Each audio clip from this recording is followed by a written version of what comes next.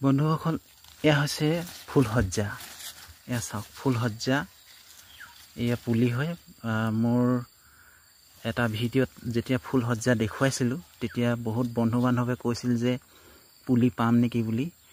আৰু যিহেতু ই বহুত ঠাইলৈ, বহুত জেগালৈ ই লতা হৈ বগাই গৈ থাকে। এয়া চাওক, লতা হৈ বগাই গৈ থাকে। কিন্তু আপোনাৰ যদি বাৰাণ্ডাৰ বা ছালত দি দিয়ে তেতিয়াহ'লে বহুত ধুনীয়া লাগে।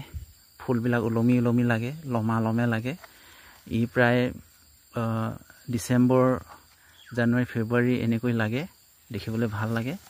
আৰু ইয়াৰ এটা ঔষধি গুণ আছে, সেয়া হৈছে গেষ্ট্ৰিকৰ কাৰণে ইয়াৰ ঔষধ।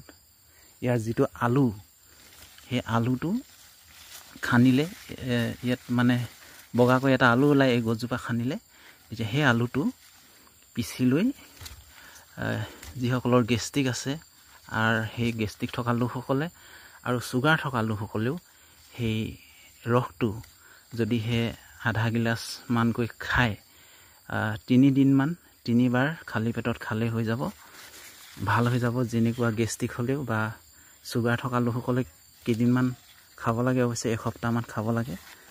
ইয়াৰ আলুৰ ৰসটো বগাকৈ ওলায়। এয়া চাওক, ফুলসজ্জা। ফুলপাহ বহুত ধুনীয়া হয়, লমে লাগে, দীঘলকৈ লাগে।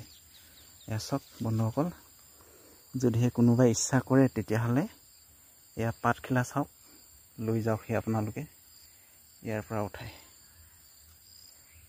ধন্যবাদ।